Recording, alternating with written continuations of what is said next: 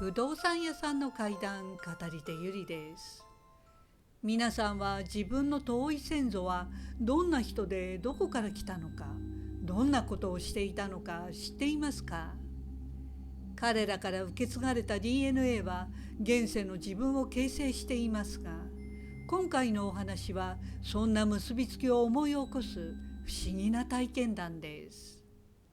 さて、このお話をくださった方は東京にお住まいの女性で、仮名ですが中野さんとお呼びします。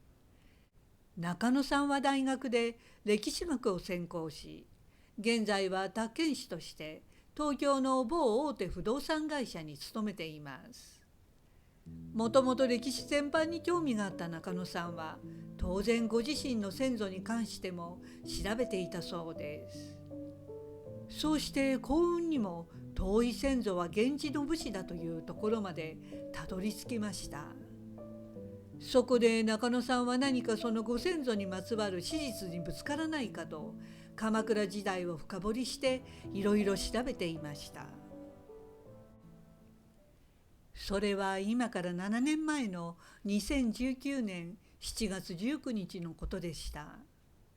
その日は金曜日だったので、中野さんは夜遅くまでパソコンの前で調べ物をしていたそうです。そんな時に偶然鎌倉幕府を築いた源頼朝と北条政子の間に孫の女性がいたことを初めて知りました。へえ、彼らにこんな孫娘がいたんだ、知らなかった。と中野さんは新発見に喜ぶとともに、妙にその孫の女性が気になりました。源頼朝のその孫娘の名前は竹の御所といって、後に男の子を死産し、それが難産だったために竹の御所本人もすぐ亡くなってしまったということでした。そのため鎌倉幕府における源頼朝と北条政子の血統は完全に途絶えてしまったそうです。ネットに出ていたたったそれだけの内容の文面だったのですが、不思議にも中野さんは急に胸がいっぱいになりました。竹の御所の産んだ男の子は死産で、竹の御所もすぐに亡くなった。そんな非業の最後がなぜか目に浮かび、中野さんは自分のことのように悲しい気持ちになりました。昔は死産や難産で命を落とす女性は珍しくなく、なぜ中野さんが歴史上の会ったこともない竹の御所の死を気の毒に思うのか、自分でもさっぱり分かりませんでした。でも中野さんは子供の頃から勘が鋭かったので、何か霊的に引っかかるものがあったそうです。気がつくと深夜もとっくに回っており、辺りはすっかり静まり返っていました。中野さんは慌ててもう寝なきゃ、そう思い急いでパソコンを閉じ寝る準備をしたそうです。ところが中野さんはなぜかまだ竹の御所の最後が頭から離れず、息を引き取るシーンを想像してしまいました。するとその時でした。中野さんの頭の中に突然暗黒の映像が浮かんできました。中野さんは驚きましたが、それが自分の想像や夢というより見せられているビジョンだと思いました。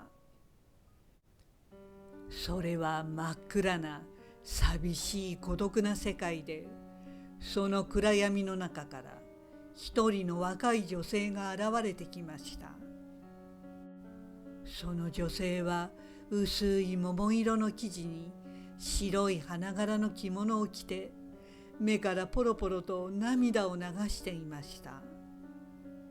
中野さんは声も出せずに自分に送られてくるこの女性の不可解なビジョンをずっと見ていました。よく見ると女性はところどころに傷を負っているのが分かりました。なぜ傷だらけなのかは分かりませんでしたが、女性の悲しい思念だけは非常に強く感じ取れました。その時霊感のある中野さんは、あ、そういうことかと意味が分かったそうです。今見えているこの女性こそあの竹の御所で、彼女は強い悲しみを抱えていまだにこの世にとどまっていたのです。竹の御所の男の子は死産とされていますが、その悲しみの真実とは、その男の子が鎌倉幕府の後継者となる男子だったゆえに、権力争いで生まれてすぐに何者かに殺害されてしまったということなのだと中野さんは感じ取りました。確かに竹の御所が出産した場所は北条政子の弟の北条時房の家だったので、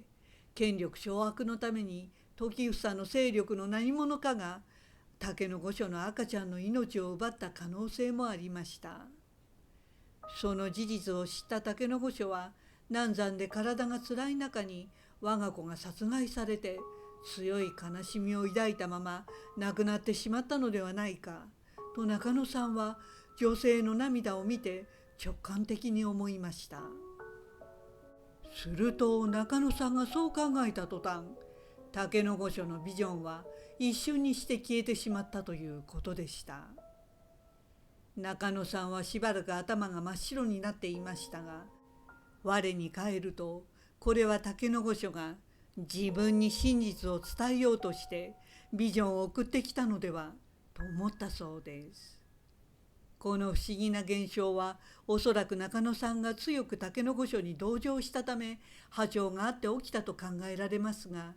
それでもなぜ私にと不思議に思いました。でも歴史が好きな中野さんだったからこそ、歴史では語られない真実に気がついたとも言えます。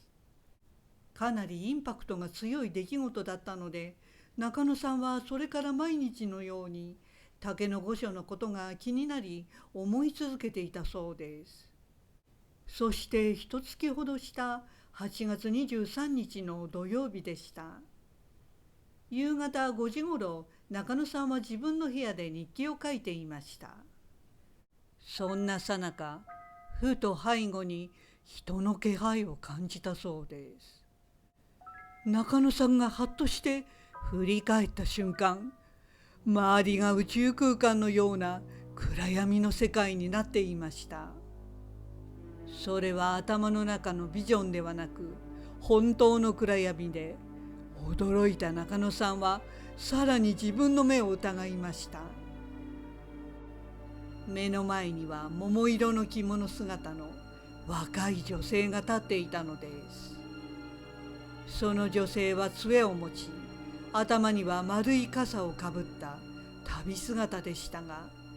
明らかに生きている女性ではありませんでした。中野さんはその女性の亡霊に全身がすくみ、声も出ませんでしたが、不思議にも恐怖感はありませんでした。なぜならその女性の霊はあの竹の御所だとすぐ分かったからです。笠をかぶっていたので女性の表情はよく見えませんでしたが、穏やかな感じを受けました。すると竹の御所のそばに錫杖を持った質素な装いの僧侶が立っているのに気がつきました。歴史に詳しい中野さんはそれが地蔵菩薩だと分かったそうです。そして竹の御所はその地蔵菩薩が見守る中、闇の中に吸い込まれるように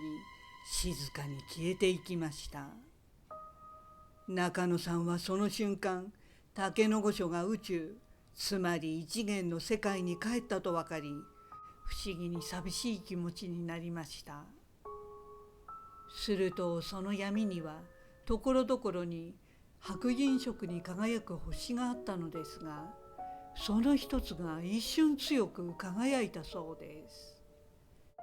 その星とともに竹の御所が中野さんに頭を下げて消えていった感じがしました。中野さんは竹の御所がようやく安心してあの世に旅立たれたのだと分かりました。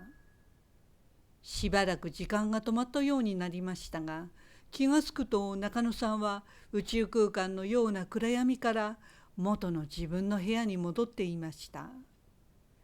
すると中野さんの左肩の肩甲骨から左胸腸までがポカポカと暖かくなっていたそうです。我に返った中野さんはこの不思議な出来事をすぐに日記に記したそうです。そして詳しく竹の御所についても書き留めていくと、その日8月23日は竹の御所の命日だったことが分かり驚きました。やはり竹の御所の霊が中野さんのもとに現れたのには意味がありました。中野さんは源氏の子孫であり、中野さんの左半身が暖かくなったのも源氏の先祖からわずかに受け継いだ遺伝子が反応したのだと感じました。竹の御所はきっと権力闘争でいかに理不尽に女性や子供が犠牲になっていたかを現代の子孫にあたる中野さんに伝えに来たようでした。中野さんは偶然にも強い結びつきのあるご先祖と不思議な形で巡り会えたのかもしれませんね。ご視聴ありがとうございました。よろしければチャンネル登録といいねボタンをお願いします。